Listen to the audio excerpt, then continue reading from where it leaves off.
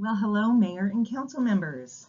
Today, I'd like to give you an overview of the city's financial performance for the last year. Of course, these results are not audited yet, and they will be subject to an audit later this year by the State Auditor's Office.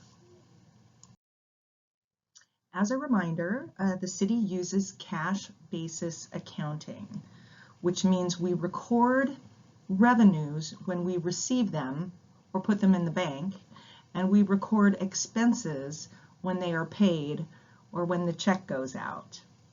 This basis of accounting is dictated and acceptable to the State Auditor's Office.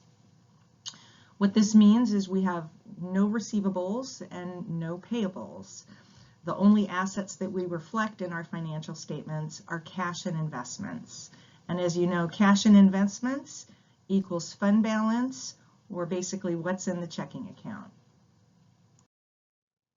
There are a total of about 2,000 total agencies in Washington state, and 77% of them use cash basis because it's user-friendly and it still requires stringent internal controls and accounting practices. It still requires compliance with all rules, regulations, and laws, and it's much more user-friendly than the complexity of generally accepted accounting principles, which requires a lot of resources and a lot of staff just to do the annual reporting to the State Auditor's Office. And there's a trend happening in Washington state, which means if cash is easier, folks are moving in that direction. Many agencies are moving towards cash basis accounting. So the city's financial performance in a nutshell across all funds. We performed very, very well in 2020, despite the uncertainness that COVID threatened on our resources to pay for our activities. All operational funds, that means general fund, streets, water, and sewer, performed well. They had strong revenues, staff controlled expenses, and we ended the year with excellent fund balances that were all within policy guidelines. Now, I will tell you that some revenues across the organization were impacted by COVID, but even these are bouncing back. An example of that is our hotel motel tax, which really kind of suffered greatly as a result of COVID, but even that was starting to bounce back towards the end of the year. I guess my final message is on this slide is that I really don't have any significant worries about the city moving into 2021. We are in excellent shape financially. I would say that the only place where I might be a little worried is that our budgets are very tight in 2021.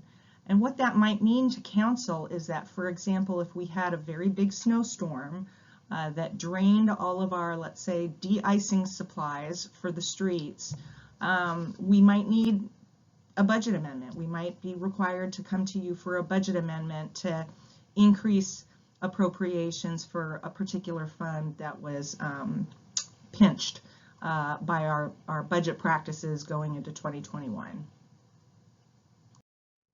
So you have a lot of materials in your packets. This presentation is one.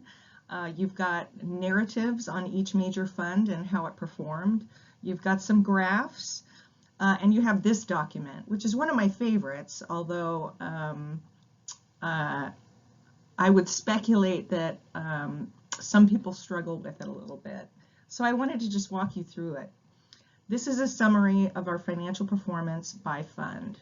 And down the right side, the left side of the document, you will see a listing of all of our funds. I'm going to skip over the first three columns and start with column number 1. And column number 1 represents the budgeted revenues for the year. I do this document for you quarterly, and when I provide this document to you quarterly, let's say for the first quarter, it would have been through March 31st, 2020. This particular document in your materials is through the end of the year, so those are the total budgeted revenues for the year by fund. In column 2, you have the actual revenues for the year. And then next to that is the comparison between actual and budgeted revenues. And so for the general fund, you see that actual revenues exceeded budgeted revenues by about $280,000, or 2%, which is the next column over. Column 3 and 4 are regarding your expenses. Column 3 is your budgeted expenses. Column 4 is your actual expenses. And the two columns to the right of that are the difference between your actual expenses and your budgeted expenses. And that's a good news column for all of our funds. As you can see, the general fund was below budget by $320,000, or 3%. And then the following two columns that I pay close attention to are 5 and 6. 5 is either a net revenue or a net income number or a net loss. And that's just the difference between actual revenues and expenses for the year. And finally, in column 6, that's where we ended the year in terms of the cash and investments per fund, or the fund balance, or the reserve.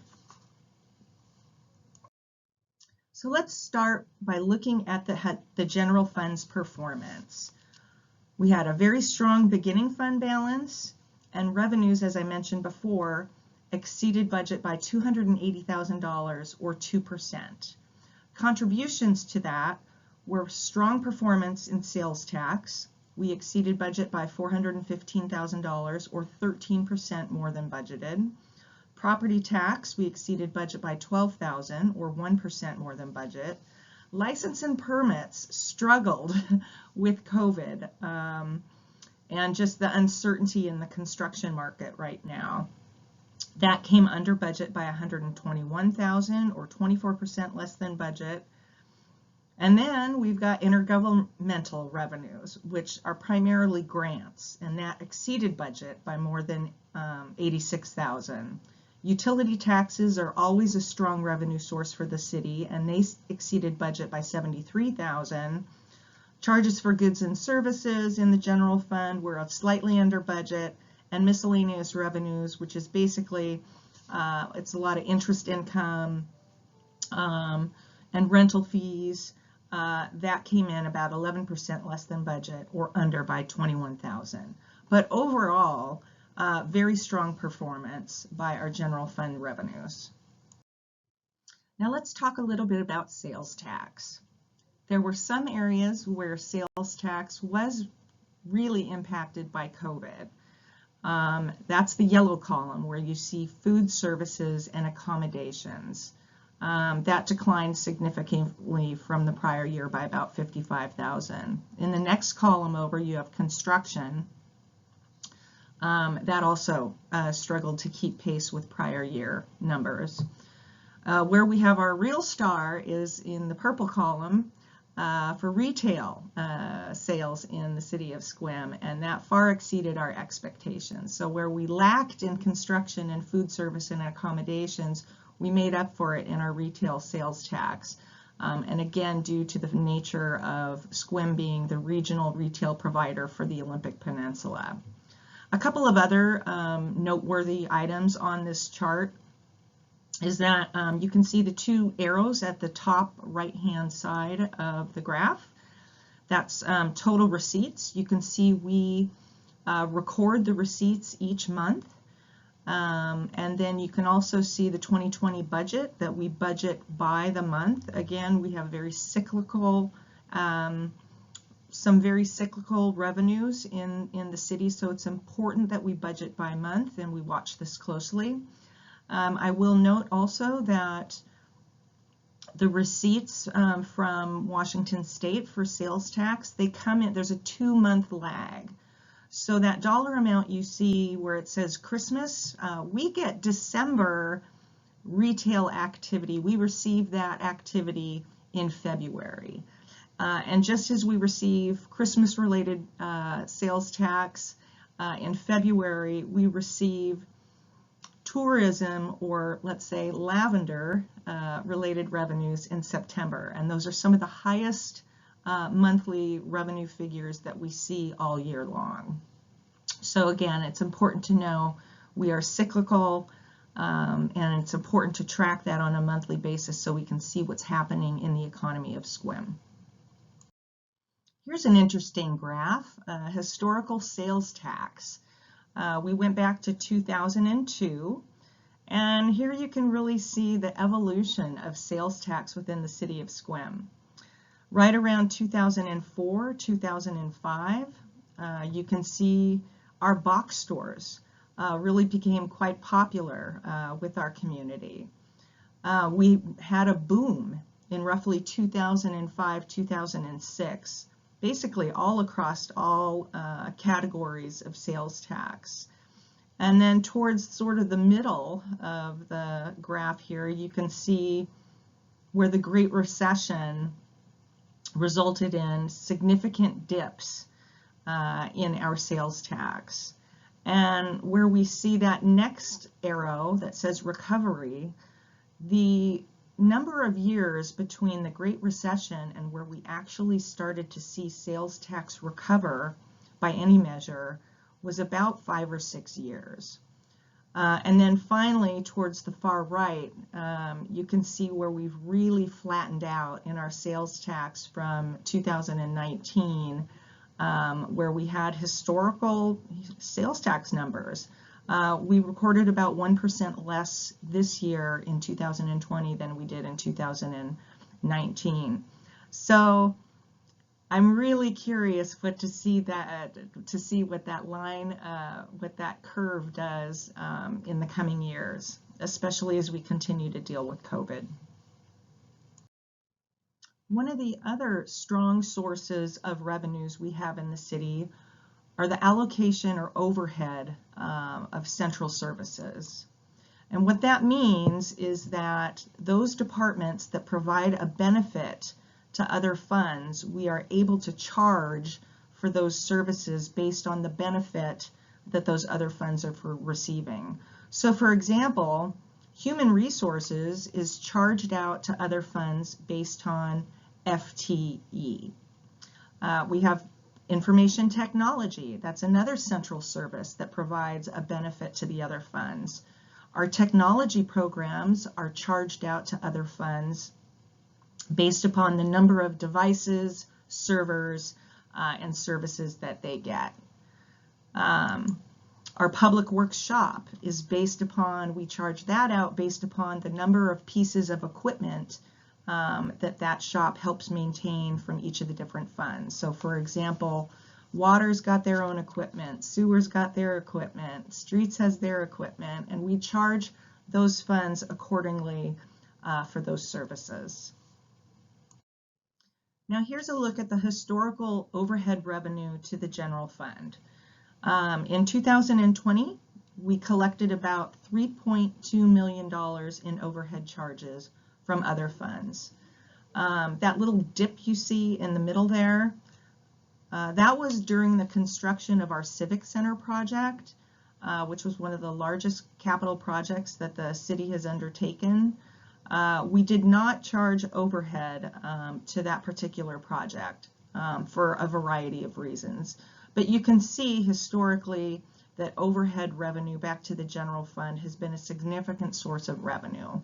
One of the things that changes with overhead revenue is if overhead expenses decline, overhead revenue declines. Hope that makes sense. The largest expense to our operational funds are wages and benefits. Here's a look at historical wages and benefit costs to the general fund. And you can see the graph starts in 2010 when we had 55 FTE reporting into the general fund. That dark blue line, those are wages or salaries. The light green line is benefits. And benefits typically run about 45% of what we pay out in wages. Since 2010, the average increase in wages and benefits has been 4% across the years. The average increase in benefits has been 6%. So benefits, although they're less than wages, are increasing at a higher rate than our wages, primarily due to insurance, medical insurance, and retirement. I know that I've said a number of times that one of the reasons why the general fund's performance is so strong is that we don't rely on just one or two revenue sources to sustain our operations. We have four. We've got sales tax, which we talked about earlier.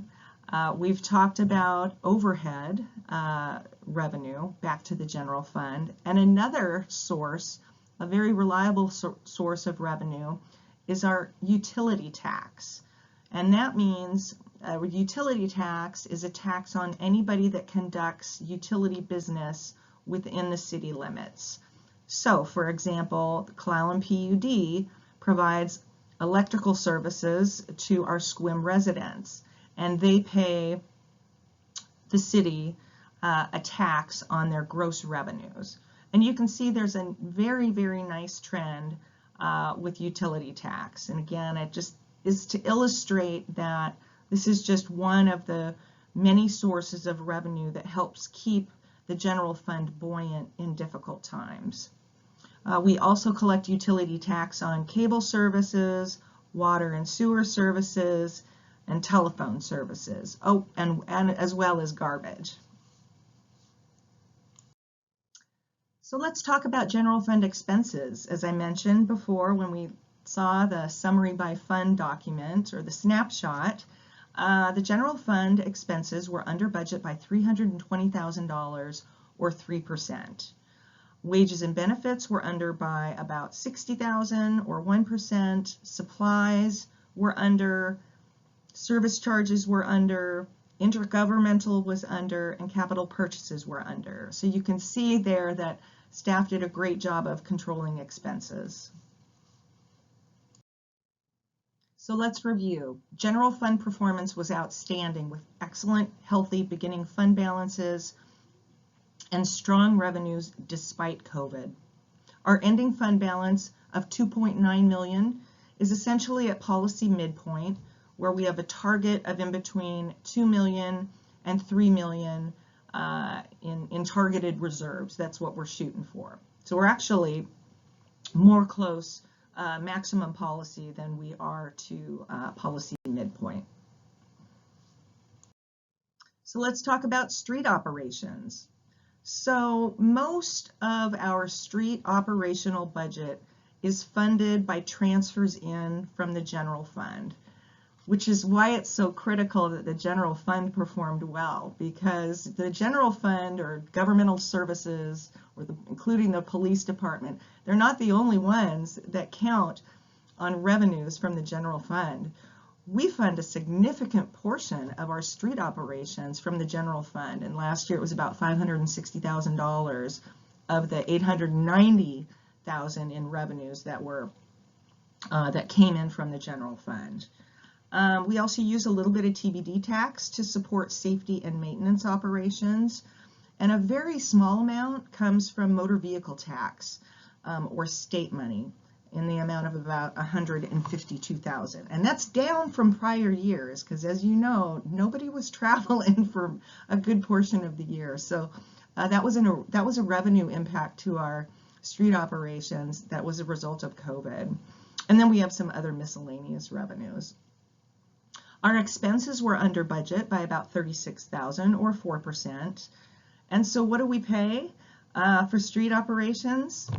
Well, we pay for street signs and road paint, and road markings, cones, de-icer, sand, Now we're using brine to help keep our streets ice-free. We have to buy light poles. We have to tend to our signals. And we've got to pay for our street light utilities, right? We also purchase asphalt, and of course, a lot of fuel goes into our public works vehicles to be able to motor around town and take care of things.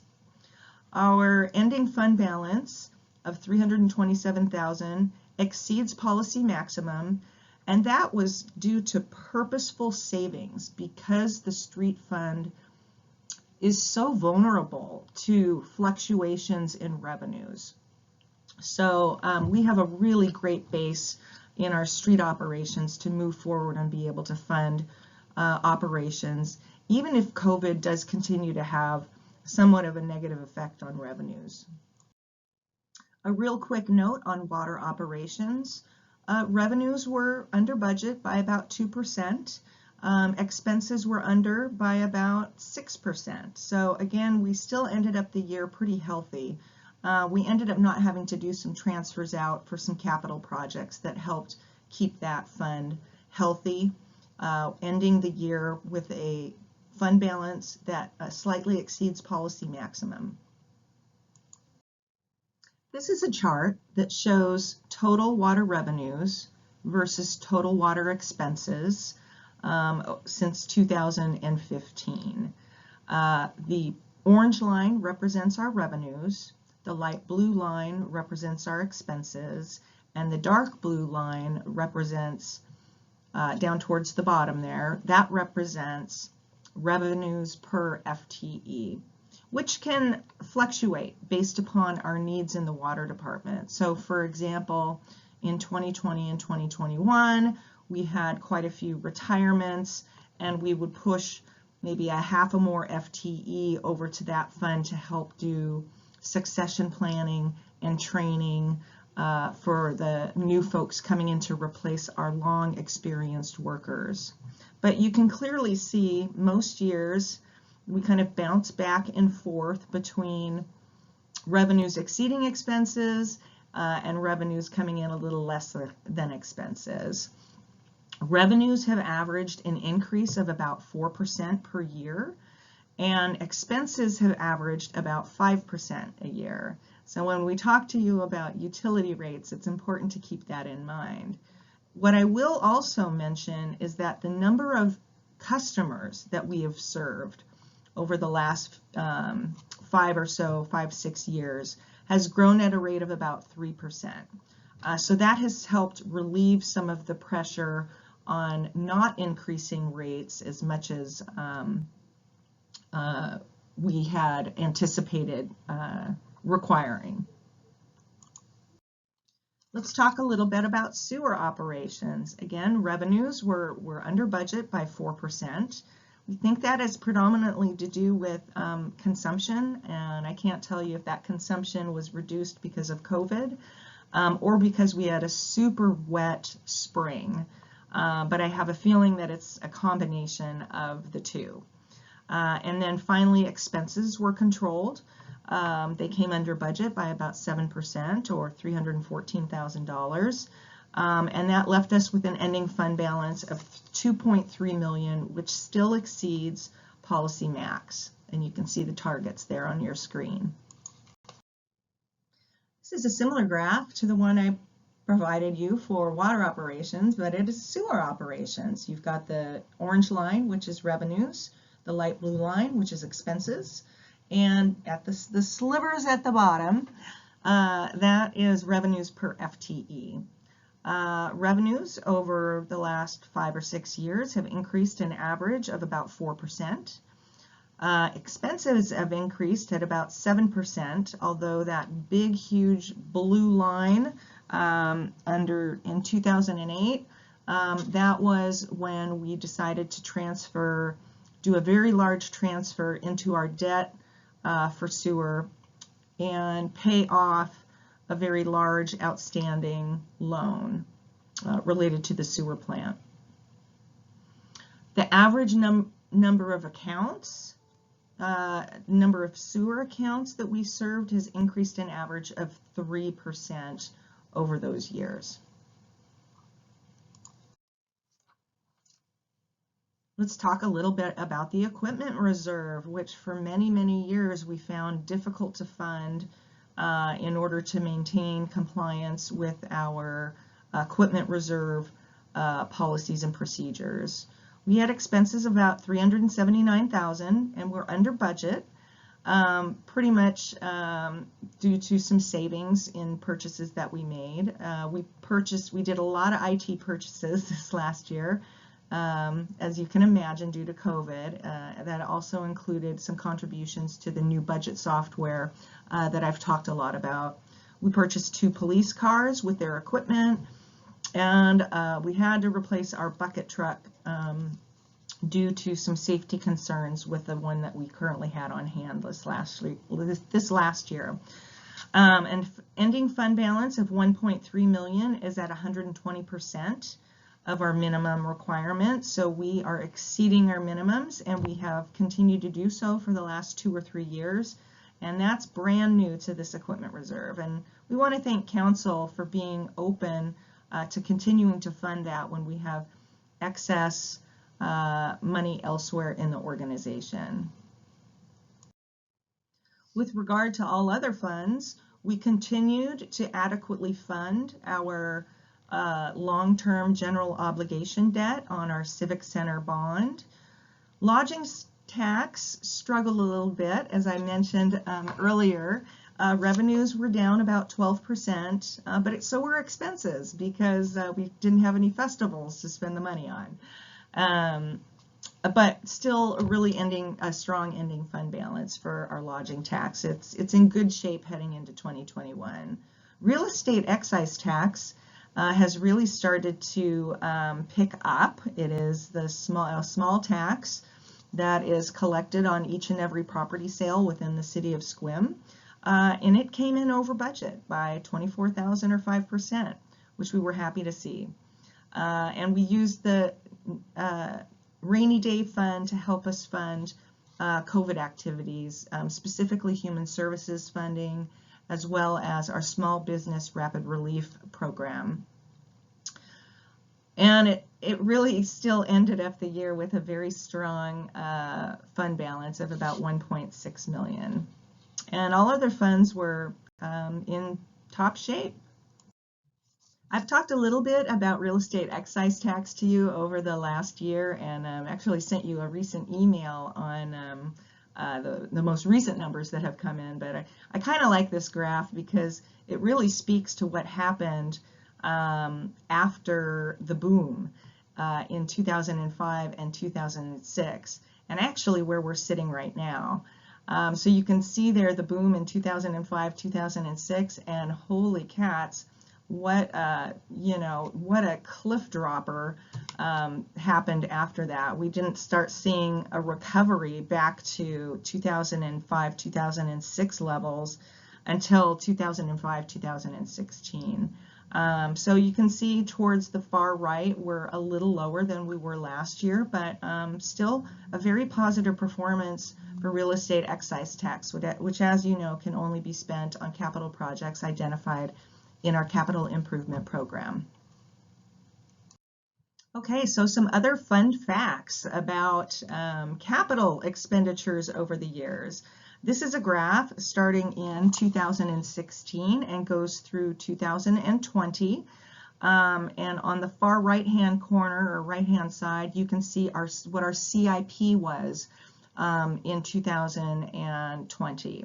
It's divided into 2 pieces. One is basically street projects, and the darker blue, that's the light blue, and the darker blue is all other projects. And you can see in 2019, you can really see what happened with West Fur there, as that dollar amount shot up pretty high. I will let you know that, yeah, we spent about $3.8 million on capital projects last year, which is about 45% of the CIP. And there were just so many reasons for that. One is our fuel station project just ran into some, and that was about a $1 million project up at the shop, ran into some complications with, I believe it was ecology, among some other agencies. And then it was just the year of COVID, and I know that a lot of engineering estimates, or bids, I should say, bids came in much higher that our engineering estimates had calculated, and we weren't willing to take the risk to overspend on projects that we had thought really carefully about. So that's just an interesting graph on our capital expenditures in millions since 2016. Generally, we run about in between 60 and 70% run rate on our CIP. Some of the capital projects that we worked on last year, which this doesn't include capital purchases like boom trucks and equipment, but you can see we've got some miscellaneous road work. We've got the People's Project Big Belly Trash and Recycling Stations pilot that was purchased. We've got about $29,000 on our Sequim Avenue sidewalk project, which is kind of kicked off in a bigger way this last year in 2020. Another $43,000 on our South Sequim Connector project. Some $56,000 on the People's Project winner, which was the installation of 9 water stations throughout our parks. You can see we did some Washington and Sequim Avenue signal work. We finished the Guy Cole breakout rooms and kitchen. We completed solar panels on our Civic Center. Again, there's some IT equipment that fell into our capital projects. And the biggie is the $2.3 million that we spent to finish up our West Fur Street improvements, which included some water and sewer utility improvements. Specifically, some water and sewer capital projects that we pecked away at were, we did some pavement preservation at the WRF. We worked on the Port Williams well pump and the Rainy Well generator. And finally, I wanted to share with you everything we did last year to support a COVID response in the city of Sequim. We did $512,000 in small business rapid relief expenses. We did $224,000 in COVID leave for our employees, which is about 74% of the total hours that we granted our employees. And this was to keep them safe and healthy, and keep all employees safe and healthy if they were feeling slightly ill or if they needed to take care of a family member. We spent about $141,000 on supplies, tools, and building improvements related to COVID. We spent about $95,000 on health and human services funding. We increased our FTE in the IT department and in the police emergency management department to enhance our response to COVID. It was a $94,000 in additional FTE expenses. We did $50,000 in tourism grants, spent $36,000 on youth services, and one thing that should really be noted here is that that's almost $1.2 million, and that doesn't even include, for example, all of the regular time that we spent in our jobs updating policies, updating procedures, responding to the vaccination clinics, filling out the emergency operations center that we had going out of Guy Cole for so many months. That doesn't include the regular everyday work that we had to do to be able to respond to this emergency. So all in all, we should be so thankful that we are healthy financially and that we could make such a strong contribution to our community. Something to be really proud of, Council. And finally, just wanted to make you aware of some possible mid-year budget amendments that might be popping up. I mentioned that we have some pretty thin budgets out there. Like I mentioned before, if there's a big snowstorm, we might have to come back to you for a budget amendment for, let's say, more street de-icer. But anyway, some of the things that I do know are going to be coming your way is a budget amendment to roll forward some unused money from the prior year for the Sequim Health and Housing Collaborative. That will be coming to you shortly. From some money for a rental assistance program that's going to be managed by OLICAP. And then we're just going to keep a watchful eye on the impacts of COVID and on the revenues and expenses for the city. But again, we have healthy fund balances that allow us to continue to respond to these things. And perhaps even by the end of the year, we may have some money that will help us build up our debt prepayment reserve, continue to build our equipment reserve, and restore our rainy day fund for the COVID expenses that came out in 2020. So I want to thank you for your time today and your attention. And as always, I am here to answer any questions you have. Thanks for your time.